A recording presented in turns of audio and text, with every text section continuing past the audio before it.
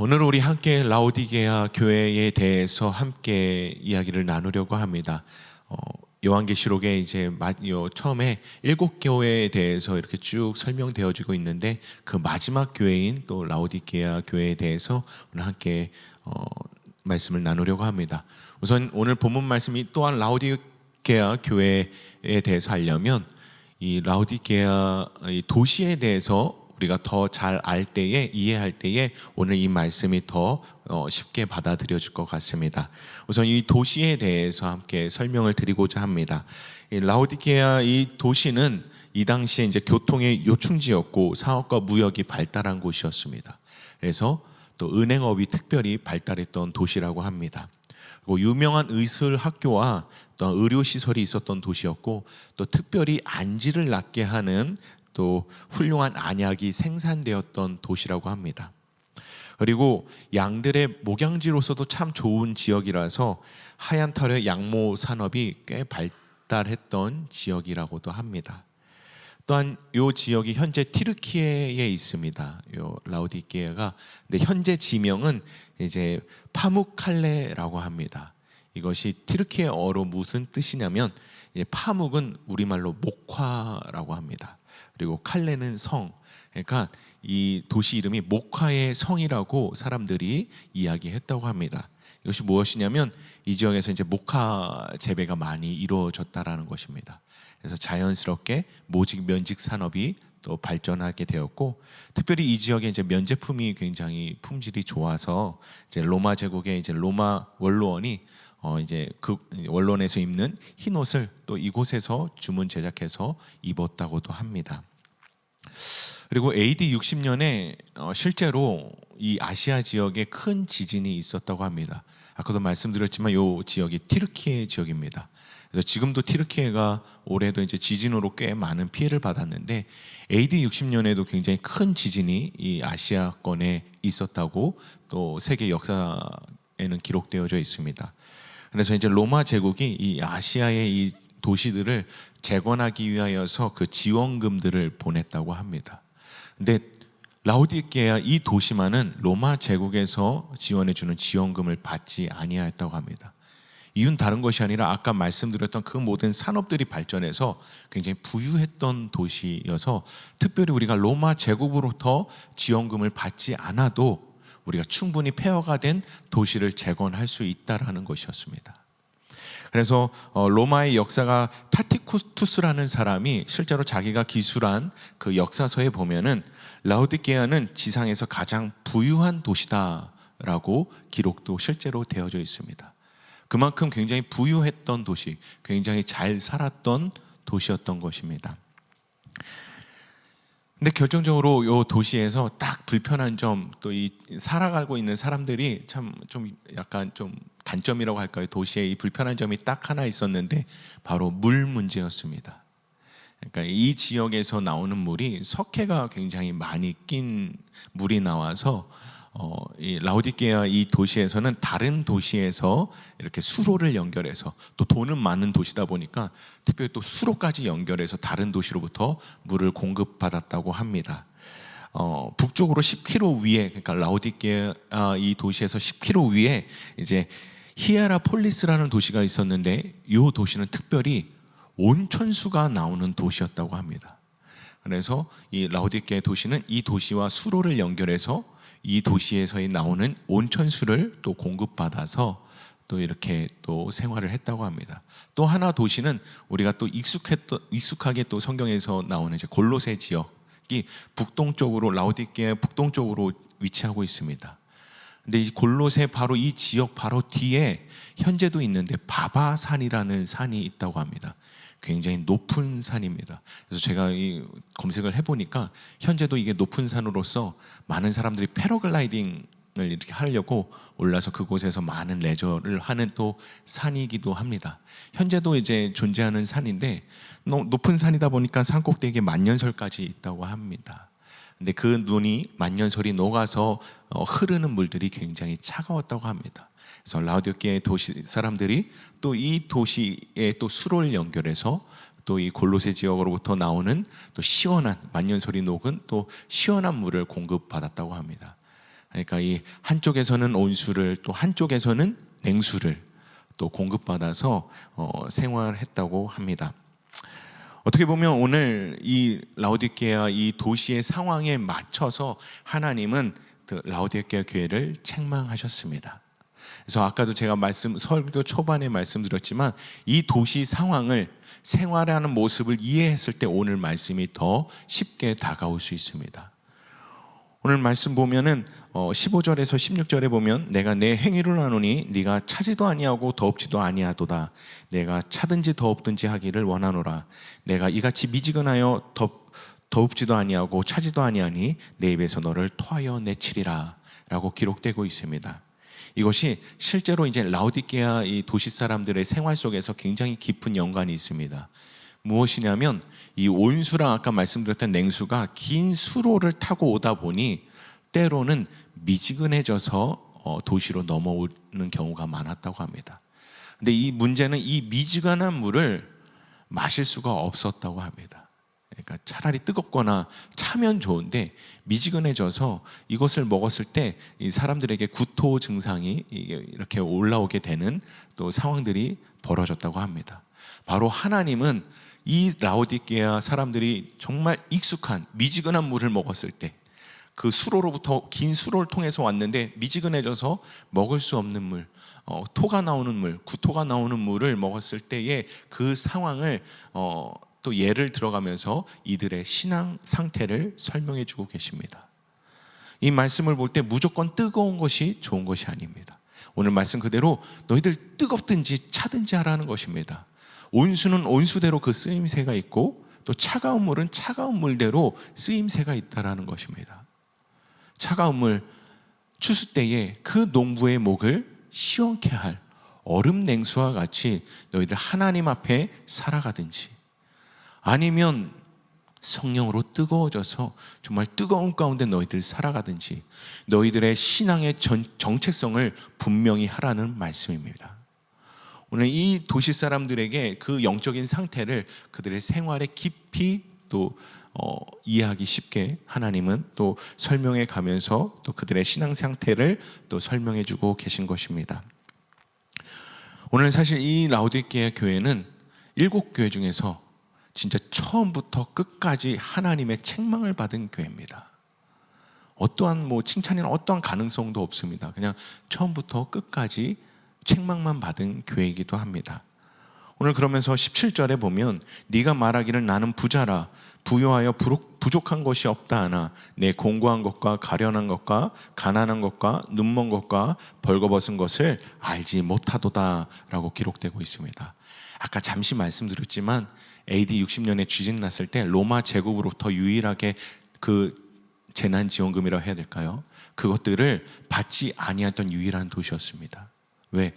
부유했던 도시다 보니 우리 스스로 우리 폐허단 도시 재건할 수 있습니다 했던 도시였습니다. 그러나 오늘 하나님께서는 이 부유한 도시를 향하여서 너희들이 겉으로는 부유하나 실상은 부유하지 않다라는 것입니다.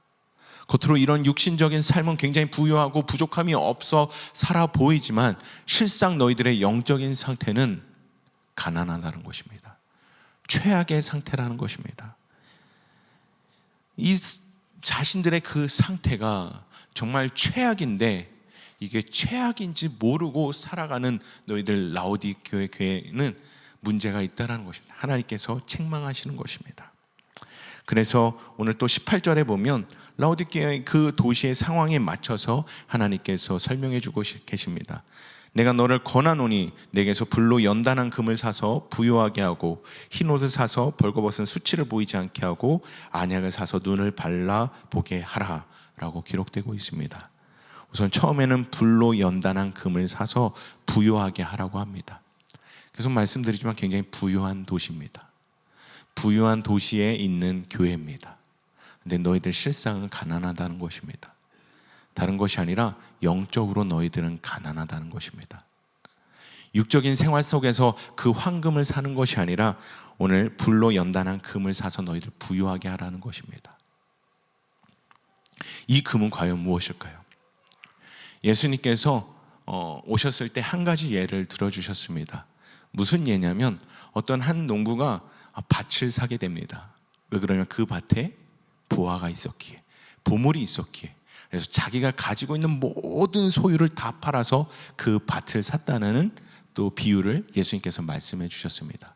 그 보물은, 예수님께서 말씀하셨던 보물은 다른 것이 아니라 예수 그리스도였습니다. 복음이었습니다.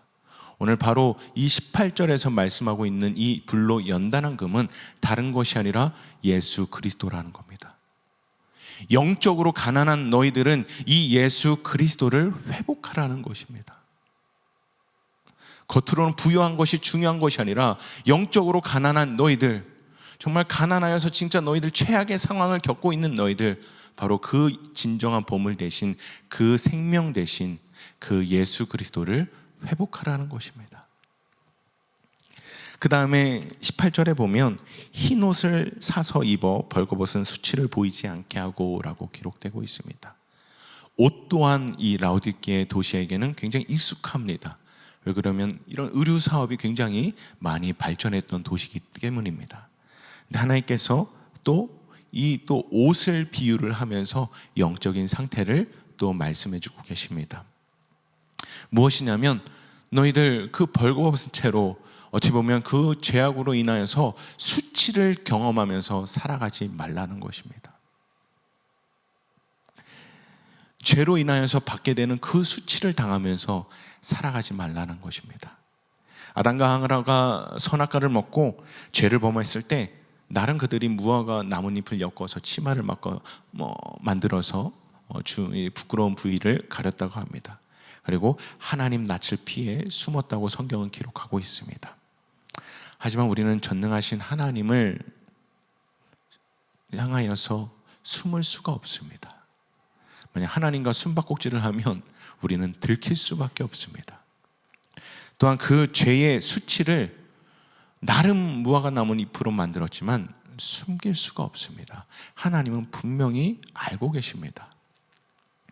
오늘 이 흰 옷을 사서 입으라는 것은 다른 것이 아니라 그 죄로 인하여서 어설프게 무화과 나뭇잎으로 엮어서 그 부끄러운 부분을 가렸던 아담과 하와를 향하여서 하나님께서 한 짐승의 가죽을 벗겨서 옷을 만들어 입혀주셨습니다.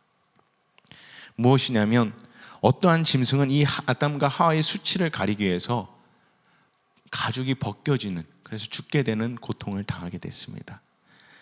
이것이 무엇이냐면 우리를 위해 본질상 진노였던 우리들을 위하여서 우리를 구원하시기 위해 십자가에서 고통당하신 그 예수 그리스도로 인해, 그 예수 그리스도의 십자가의 사랑으로 인해 우리에게 허락되어진 그 생명의 옷, 그 거룩한 옷을, 예수 그리스도의 그 희생의 옷을 너희들 입어서 죄의 수치를 받으면서 살아가지 말라는 것입니다. 사실 오늘 이 18절에서 말씀하시는 이 흰 옷은, 이 거룩을 상징하는 이 흰 옷은 예수님께만 어떻게 보면 합당한 옷인 것입니다. 거룩하신 예수님에게 정말 합당하고 어울리는 옷입니다. 근데 그 예수님이 우리를 위하여서 그 옷을 벗어주시는 것입니다.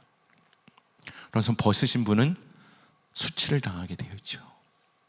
예수님은 십자가에서 그 수치를 당하셨습니다. 예수님께서 너희들 내 옷 입고 이 죄의 수치를 당하지 말라는 것입니다. 내가 이 흰 옷을 벗어줄 테니 너희들 죄로 인하여서 수치당하면서 살아가지 말라는 것입니다. 바로 오늘 이 말씀이 바로 그 말씀인 것입니다. 흰 옷을 사서 입어 벌거벗은 수치를 보이지 않게 하고, 다른 것이 아니라 너희들 그 우리를 위하여서 흰 옷을 벗어주신, 우리를 위하여서 대신 그 수치를 당하신 그 예수 그리스도를 회복하라는 것입니다. 오늘 또한 마지막으로 안약을 사서 눈에 발라보게 하라고 또 기록하고 있습니다.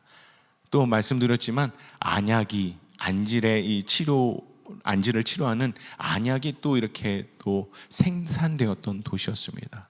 하나님께서 또 이 도시에 익숙한 것을 예를 들어 설명해 주시고 계십니다. 너희들 영적으로 눈이 어두워져서 그 예수 그리스도를 바라보지 못하는 너희들, 그 안약을 사서 발라서 영적인 예수 그리스도를 바라보라는 것입니다. 다른 것이 아니라 예수님을, 그 복음의 삶을 너희들 회복하라는 것입니다.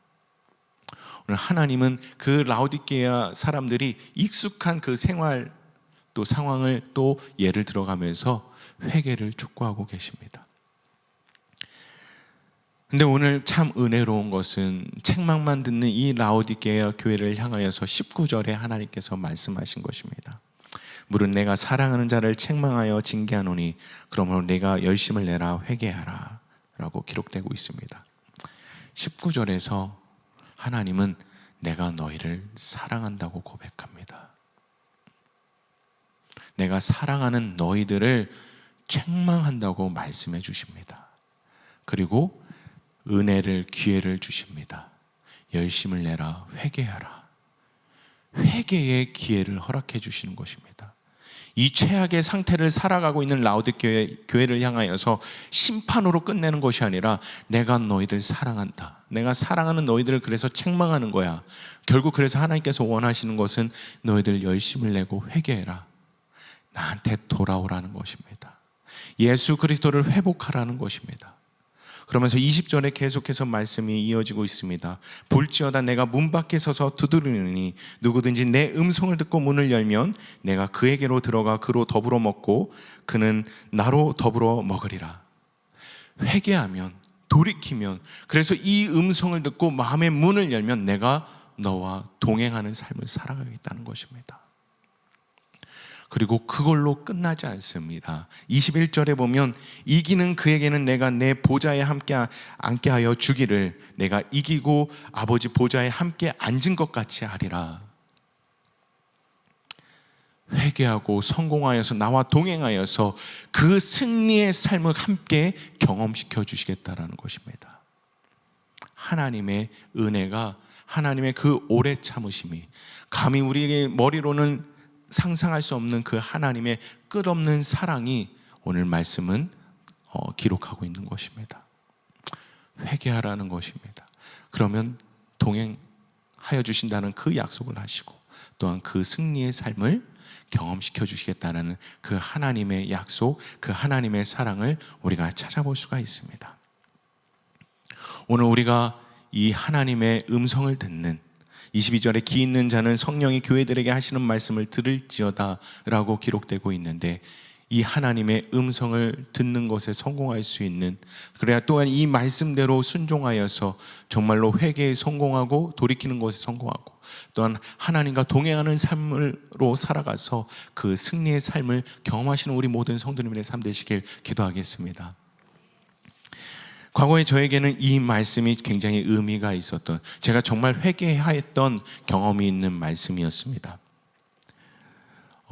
군대에 있을 때의 이 일입니다. 제가 사실 일부 예배 때 참 죄송했습니다. 왜 그러냐면 권사님들이 많고 여성분들이 많아서 여성분들이 가장 싫어하는 게 군대 얘기라고 합니다. 그래서 굉장히 좀 이렇게 눈치를 보면서 잠시 말씀을 나눴었는데, 군대에 있었을 때의 이야기입니다. 제가 군대에서 군 생활을 하면서 그 사단 군종병이라는 그 보직에 뽑히게 되었습니다. 그러니까 사단 그 사령부 내의 교회의 그 군종병으로 제가 뽑히게 되었습니다. 그래서 잘 이렇게 또 교회를 섬기고 또 이러다가 결국엔 이제 저를 대신할 이제 그 군종병 부사수가 이제 오게 됩니다. 그래서 같이 생활을 하게 되는데 12월에 이제 12월 초에 그 후임이 이제 그 지방에 굉장히 좀 큰 교회의 담임 목사님의 아들이었습니다. 근데 그 교회에서 저희 부대로, 저희 부대교회로 위문을 왔습니다. 정말 위문품이 어마어마했습니다. 정말 엄청난 양의 위문품을 함께 가지고 왔습니다. 제 기억으로는 저희가 GOP를 지키는 부대였는데 눈으로 늘 고생합니다. 그래서 그 GOP를 위해서 그 제설기까지 또 기증해 주셨습니다. 병사들 고생한다고 제설기부터 또 그 당시에 가장 좋아하는 또 초코파이도 또 엄청난 양의 초코파이와 엄청난 양의 간식과 함께 왔습니다. 또 교회가 또 이 군인들을 위로하겠다고 그 교회에서 공연팀이 왔습니다. 공연팀이 오는데 고속버스가 왔습니다. 네. 그래서 교회에 아예 교회 믹서까지 믹서가 굉장히 큽니다. 믹서까지 가지고 오고 음향을 다 세팅하고, 그래서 굉장히 큰 집회를 또 저희 또 군인들을 향해서 또 위로 공연을 또 집회를 또 해주셨습니다. 굉장히 또 좋았고 은혜로운 시간이었습니다. 근데 문제는 그 다음 상황이었습니다. 담임 목사님께서, 그 교회 담임 목사님께서 저희 이제 군목 이제 목사님을 만나셨어요. 모든 일정을 마치시고 잠깐 목양실에서 잠깐 대화를 하셨는데 한 가지 딜을 하셨습니다. 다른 것이 아니라 크리스마스 때 나 아들과 같이 크리스마스 보내고 싶다. 휴가 좀 보내달라는 것입니다. 네. 그리고 돌아가셨어요. 저희 이제 군목 목사님은 이제 저에게 물어봤습니다. 이렇게 말씀하셨는데 어떻게 가능하겠니? 했는데 불가능한 겁니다. 그래서 제가 다시 한번 말해보겠습니다. 그래서 후임에게 말해보겠습니다. 그래서 이렇게 따로 이제 가서 이야기를 했습니다. 갈구지 않았습니다. 네. 좋게 얘기했습니다. 그때가 12월이었는데 제가 3월에 제대였는데 이제 이 친구한테 야 형은 병장이 아닙니다. 야 형은 제 형으로 다가갔습니다. 형은 이제 3개월 있으면 제대해. 정말 제대해. 근데 사단 군정병이 그 연말부터 그 모든 행사들을 중심을 잡고 그것을 행사 모든 것들을 진행해야 됩니다. 너 이거 형이 하는 것을 봐야 너 내년 크리스마스 때 네가 중심 잡고 인도할 수가 있어. 이거를 너가 한 번도 경험해보지 않았기 때문에 너 이거 배우지 않으면 너 이제 큰일 난다. 그러니까 넌 성인이잖아. 그러니까 아버지 뜻은 알겠는데 너 정말 한번 잘 생각해봐라. 진짜 이 교회를 위해서 한번 정말 잘 생각해봐. 좋게 얘기를 했습니다. 얼마 있다 알게 됐습니다. 그 친구가 휴가를 가게 된다는 걸. 그래서 정말 휴가를 떠났습니다. 휴가를 떠났는데 그 해 겨울이 굉장히 좀 많은 일들이 있었습니다. 그러니까 크리스마스 이제를 중심으로 앞두고 무슨 일이 있었냐면은 그 당시에 저희 부대는 이제 비전 캠프라고 했는데 관심병사라고 합니다. 그러니까 부대 내에 적응 못하는 이제 관심병사들을 모아놓고 비전 캠프라는 걸 3박 4일간 했습니다. 근데 이제 워낙 뭐 사단 내에서 진짜 이게 자살 징조가 보이는 친구들, 이게 뭐 낫으로 막 자기를 자해하는 친구들부터 막 온통 막 자살 시도하는 친구들 막 정말 다 모였습니다. 그래서 이 비전 캠프를 하면 사실 3박 4일간 잠을 잘 못 잡니다. 그럼 이 친구들이 밤에 무슨 일을 벌일지 모릅니다. 그러니까 같이 그 캠프를 하고, 캠프로 끝나는 것이 아니라 캠프 끝나면 또 잠을 못 잡니다.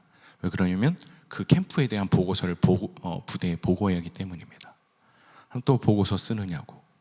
또한 이제 또 그것이 그 캠프가 있었고, 또 이제 그 크리스마스 바로 전에 군종병 집체 교육이라는 게 있었는데 그건 다른 게 아니라 이제 군종병 수련회라고 생각하시면 됩니다.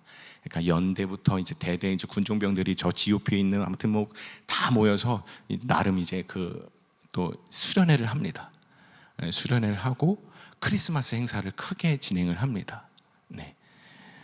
그러다 보니까 그 집체 교육도 사단 군종병이 사실 그걸 중심에 잡고 해야 되는 역할이었습니다. 그리고 크리스마스 사단장님이 오시는 또 행사이기도 합니다. 포상 휴가증을 이만큼 이렇게 들고 포상 휴가를 내가 너희들에게 뿌려줄게 하면서 이렇게 오는 행사입니다. 그래서 잘 치러야 됩니다. 부대에서 지휘관들이 오면 청소부터 엄청 막 다 각 잡고 아무튼 모든 행사를 잘 치러야 되는데, 아무튼 그 행사도 사실은 그 사단 군종병의 역할이었습니다. 그것들 또한 문제는 그 군대에 있는 목사님들이 이제 한 2년 정도 근무지를 계속 이렇게 옮기시게 됩니다. 근데 그 12월 27일 날 제가 모셨던 목사님이 일산에 있는 그 백마부대라는 곳으로 가시게 되었습니다. 그러다 보니까 크리스마스 행사 끝나고 27일 날 목사님 이사하는데 이삿짐을 다 도와드려야 됩니다. 그리고 29일 날 새로 오신 목사님의 이삿짐을 다 도와드려야 됩니다. 그러니까 그 해 겨울은 굉장히 특별한 일이 많았던 해입니다. 그리고 또 그 군종부라고 해서 제가 했던 업무는 이제 부대 내에 또 이제 그 모든 종교 행사에 대한 또 업무를 처리하는 부서였습니다. 그러니까 뭐 우리 교회도 있지만 천주교 불교에 대해서 또 각 위문 행사들, 또 위문 또 그런 배차 뭐 여러 가지들을 진행할 수 있도록 행정 업무를 하는 것입니다. 그게 연말이 되면 그것을 이제 사단에 보고해야 됩니다. 그 1년 계획안을. 예. 그러다 보니까 그 행정 업무가 있었고, 또 교회는 교회대로 간부들이 또 군 사령부 내에 간부분들이 오시기도 했지만 교회가 영 외에 있었기 때문에, 부대 밖에 있었기 때문에 그 지역에 민간인 분들도 많이 다니셨던 교회이기도 합니다. 굉장히 규모가 작지 않은 교회였어요. 그러다 보니까 연말에 우리 교회가 하듯이 구역도 짜야 되고, 또 이렇게 수요 예배 이렇게 순서표도 짜야 되고, 그러니까 교회가 돌아갈 수 있는 그 모든 계획들을 해야 되는데, 목사님이 다른 부대로 가시게 되고, 새로 오실 목사님이 12월 29일 날 오시기 때문에 아무것도 모르십니다. 유일하게 아는 건 저밖에 없습니다. 그러니까 그것을 준비해야 합니다.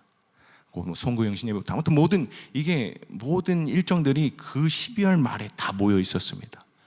근데 문제가 우리 후임이 그 모든 일정을 앞두고 휴가를 가버린 겁니다. 네. 아무튼 그 모든 것들을 다 진행하고 뭐 이렇게 어느 것도 이제 실수 없이 잘 끝냈습니다. 모든 것을 다 끝내고 1월 첫 주에 모든 주일 예배를 마치고 제가 긴장이 풀어져서 그런지 쓰러졌습니다. 네.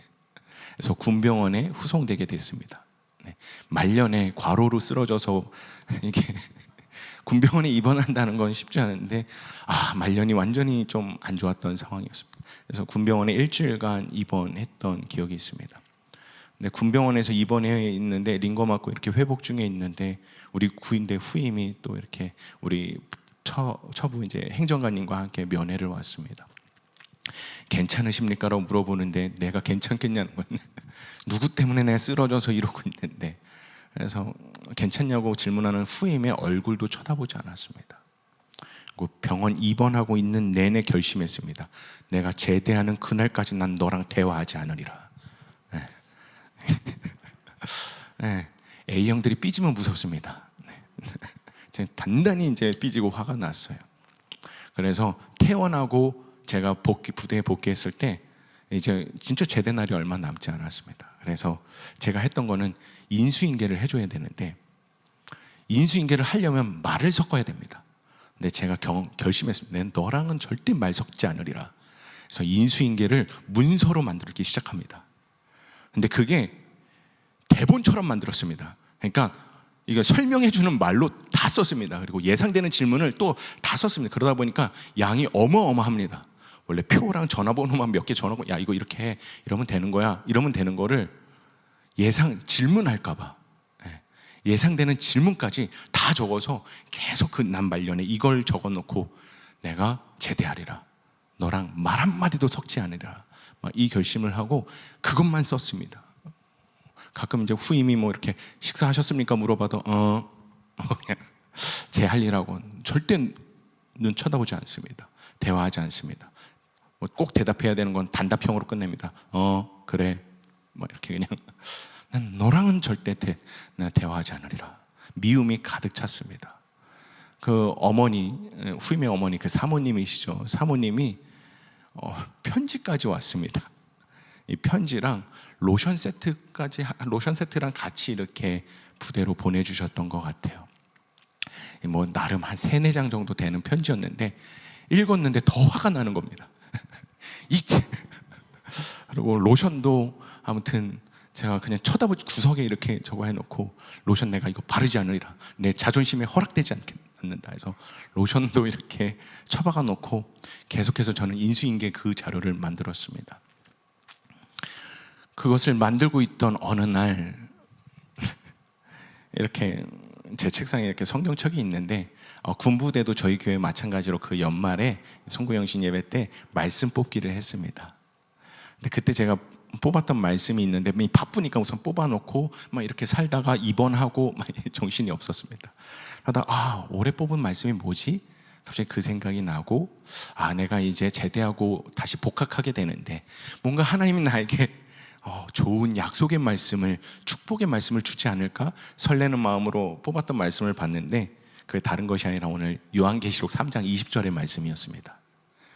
볼지어다 내가 문 밖에 서서 두드리니 누구든지 내 음성을 듣고 문을 열면 내가 그에게로 들어가 그로 더불어 먹고 그는 나로 더불어 먹으리라 라는 말씀이었습니다. 처음에 그 말씀을 읽고 난 예수님 믿는데 왜 이 말씀을 나한테 주셨지? 라는 질문을 하게 됐습니다. 잘못 뽑았다. 분명 이제 제대하고 복학하게 되는 나에게 축복의 말씀이어야 되는데 이건 내가 뭔가 잘못 뽑은 것 같다라는 생각도 처음에 하게 됐습니다.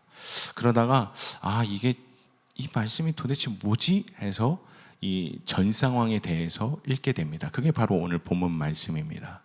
라오디게아 교회에 대한 그 하나님의 그 말씀을 제가 읽게 되었습니다.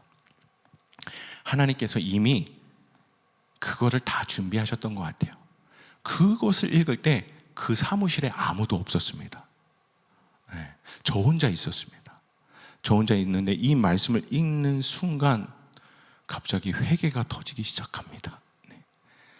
사무실에서 갑자기 제가 무릎을 꿇었습니다. 펑펑 울면서 혼자 기도했습니다. 회개한 것이죠. 하나님께서 제게 이 은혜를 허락해 주신 것입니다. 회개의 그 은혜를 허락해 주신 것입니다. 그래서 오늘 이 말씀을 보면서 내가 그 라오디게아 교회구나라는 것을 깨닫게 되었습니다. 무엇이냐면 사실 제가 그 군종병을 하면서 정말 많은 사람들에게 참 많은 칭찬을 받았습니다. 그 백두산교회라는 그 교회에서 이렇게 근무하고 또 교회를 섬기면서 많은 이제 집사님들이 다 군 간부십니다. 또 이렇게 또 민간이신 분들이 계시지만 또 많은 분들에게 많은 신뢰를 받고 많은 칭찬을 받고 많은 사랑을 받으면서 또 군 생활을 했습니다. 그 많은 사역들을 또 해나갔습니다. 거기에서 교회 시설 관리부터 행정, 또 그 부대 내에 나름 주일학교와 학생회부터 모든 부서가 다 있습니다. 군 자녀들이 많다 보니까. 그러면 그 교육부서, 찬양단, 그 외에 많은 것들을 다 해냈습니다. 그러다 보니 많은 사역들이 있고 또 많은 분들에게 참 긍정적인 피드백을 받던 저였습니다. 근데 하나님이 그것을 말씀하셨던 것입니다. 네가 아무리 많은 사역을 하더라도, 네가 겉보기에는 굉장히 부유하고, 그러니까 굉장히 잘 하는 것처럼 보이더라도, 굉장히 정상적인 것처럼 보이더라도, 영적으로 부유한 상태인 것처럼 보이더라도 실상 그렇지 않다라는 것입니다. 마치 고린도전서 13장 말씀처럼 너는 울리는 꽹과리와 같다라는 것이에요. 아무리 네가 많은 사역을 하고 많은 칭찬을 받고 많은 일들을 감당한다 하더라도 네 삶의 중심에 사랑이 없다라는 것입니다. 하나님께서 원하시는 것은 많은 사역, 많은 헌신이 아니라 바로 그 후임을 사랑하고 용서하는 것이 하나님의 뜻이었던 것입니다. 제가 그때 회개하면서 그 하나님의 마음을 깨달았습니다. 겉보기엔 멀쩡해 보여도, 겉보기에는 뭔가 많은 일들을 하는 것처럼 보여도 결국 나는 껍데기에 불과했구나. 지금 이 많은 사역들을 그 아까 말씀했던 모든 그 업무들을 차질 없이 빈틈없이 해결했어도 결국 하나님께서 원하시는 것은 그것을 해결하는 것이 아니라 네 후임을 사랑하는 것, 네 후임을 용서하는 것, 그 병들어 있는 것을 저를 꼬집어 주셨습니다. 가르쳐 주셨습니다. 그래서 그 사무실에서 혼자 무릎 꿇고 회개했던 것입니다. 정말 하나님께서 제게 주셨던 은혜였습니다. 그래서 후임을 용서했습니다. 훈훈하게 마무리 졌습니다. 그래서 말을 하기 시작했습니다. 제가. 그래서 아직도 기억나는 게 이제 금요 철야 전이었는데 제가 일부러 부대에 교회 진짜 일이 많다 해서 일부러 일찍 불러서 이제 정말 군생활 동안 쉽게 경험할 수 없는 족발을 시켜줬습니다. 네. 외부 진짜 사회 족발을 시켜줬습니다. 그때 병장 월급이 한 3만 원대였는데 그때 이 친구도 많이 먹고 나도 많이 먹으니까 제일 큰 사이즈로 하다 보니 이것저것 시키다 보니 2만 원 후반대가 됐습니다. 그러니까 11조 떼고 헌금 떼면 한 달 월급입니다. 한 달 월급의 양이 되는 이제 족발을 같이 먹으면서 형이 미안하다 해서 이제 근데 너가 진짜 이 교회를 이끌어 나가야 된다. 그래서 앞으로 내가 가르쳐야 될, 내가 널 잘 해줄 테니까 잘 배워서 네가 이걸 이끌어갔으면 좋겠다. 그래서 또 네가 뭐 놓치고 있는 것들은 또 실제로 보지 못하고 경험하지 못했기 때문에 다른 대대 군종병들한테 부탁을 사실을 해놓은 상태였습니다. 그래서 다른 또 대대 군종병들이 널 도와줄 거야. 그래서 같이 할 수 있을 거야. 그러니까 잘하자라는 또 이렇게 해서 훈훈하게 또 했고, 또 그 사모님께도 답장을 썼습니다. 정말 죄송하다고. 그 사모님은 이제 그 위문 공연 때랑 또 아들 휴가 나오는 날에 또 데리러 오셨거든요. 저를 보셨거든요. 그러니까 겉보기에는 진짜 무섭게 생겼습니다. 그러니까 아들 맞아 죽을까봐 정말 그 편지에 걱정이 가득하셨습니다. 박 병장님 정말로 밖에서 막 구구절절히 그 아들이 걱정돼서 쓰셨던 그 편지가 있었는데, 사모님 죄송합니다. 제가 사실은 이런 상황이었고 이런 마음이었는데 제가 또 그러지 않기로 했습니다. 정말 죄송합니다, 사모님에서 또 그 편지에 답장을 또 보내주신 편지가 제 집에 아직도 있더라고요. A형들은 다 간직합니다. 네. 네. 그래서 오늘 그것을 또 저희 집사람하고, 야, 내가 이런 일이 있었고 이래서 이 사모님이 그걸 또 4장이나 써주셨어요. 그래서 또 그 글을 읽는데 미안한 마음들이 또 많더라고요. 그렇구나. 그래서 또 이렇게 또 하나님께서, 제가 그것이 아니라 하나님께서 제게 그 미움을 없애주시는 그 은혜를 허락하셨던 것입니다. 그래서 군 생활했던 곳이 양구였는데 제가 제대하고 2번 더 갔습니다. 3월에 제대했는데 4월에는 그 부대 내 그 교회 문제가 생겨서 한 번 더 가서 또 일을 보고, 또 7월에는 여름 성경학교가 있는데 여름 성경학교 강사로 또 해서 또 여름 성경학교를 또 이렇게 또 진행하고 돌아왔었습니다. 그럼 후임이 그것을 다 인도하지 못하기 때문에 한 2번 정도 더 가서 또 하고 돌아온 기억이 납니다. 그것이 다른 것이 아니라 내 마음 가운데 하나님께서 그 죄악을 말씀해 주셨고, 또 그 미움 없이 살게 해주셨던 그 하나님의 은혜로 인하여서 제가 그것들을 행할 수 있게 되었던 것입니다. 제가 말씀드리고 싶은 것은 무엇이냐면, 오늘 우리가 혹시 하나님의 뜻대로 살아가지 못하는 또 어떠한 분야들이 있다면, 우리의 믿음의 연수, 우리의 직분, 우리가 헌신하는 모든 것들 정말 귀합니다. 중요합니다. 하나님께서 기뻐하십니다. 그런데 오늘 이 저녁에 우리가 함께 기억하고 싶은 것은, 혹시 우리의 그 신앙 삶의 그 중심에 정말 예수 그리스도가 정말 중심을 잡고 계신지 우리가 한번 확인해 보는 이 시간이 되었으면 좋겠습니다. 아까 잠시 제가 제 군 생활에 간증을 했지만 제 삶의 중심에 그것이 없었습니다. 예수 그리스도가 없었습니다. 사랑이 없었습니다. 용서가 없었습니다. 겉보기엔 다 잘 정상적으로 진행했지만 정말 하나님께서 기뻐하시는 그 뜻이 없었습니다. 로마서 10장 2절에 보면 하나님에 대한 열심은 있으나 하나님에 대한 지식이 없다라는 그 말씀이 있습니다. 올바른 지식이 없다라는 것. 하나님에 대한 열심은 있었지만 하나님께서 기뻐하시는 올바른 뜻을 깨닫지 못하는 것이 제 안에 있었습니다. 그래서 하나님께서 저를 또 깨닫게 해주셨던 그 경험이 있습니다. 오늘 우리들 함께 또 그 하나님께 또 나아가는 이 저녁이 되었으면 좋겠습니다. 내가 나를 봤을 때의 평가, 아니면 많은 사람들이 나를 평가해 주는 것보다 더 중요한 것은 하나님이 나를 평가하는 것입니다. 과연 하나님이 나를 지금 어떻게 평가하고 계신가, 어떻게 생각하고 계신가가 정말 중요한 것입니다. 오늘 우리 마음 가운데 중심에 예수님이 없다면, 아니면 오늘 우리 말씀을 보지만 이 죄의 결과가 진짜 무섭습니다. 예수님을 마음문 밖으로 내어 쫓습니다. 이 죄의 결과입니다. 그래서 예수님이 마음을 두드립니다. 오늘 어떻게 보면 예수님께서 오늘 우리들을 향하여서 또 마음문을 두드리고 계신 줄 모르겠습니다. 그래서 오늘 설교 제목을 똑똑똑이라고 정했습니다. 노크하는 소리입니다. 하나님께서 오늘 또 우리의 마음 가운데 노크하고 계신 줄 믿습니다. 혹시 우리가 온전치 못한 어떠한 삶의 영역들이 있다면 오늘 하나님께서 오늘 이 말씀처럼 회개에 성공하길 원하십니다. 그걸로 끝나는 것이 아니라 하나님은 우리와 동행하길 원하십니다. 그리고 더 나가서 오늘 21절 말씀처럼 그 승리를 예수님과 함께 경험하길 원하십니다. 오늘 하나님은 오늘 우리에게 이 것들을 원하신 줄 믿습니다. 오늘 그 하나님께 우리 나아가는 이 저녁 되었으면 좋겠습니다. 우리 함께 기도하시면서 나가실 때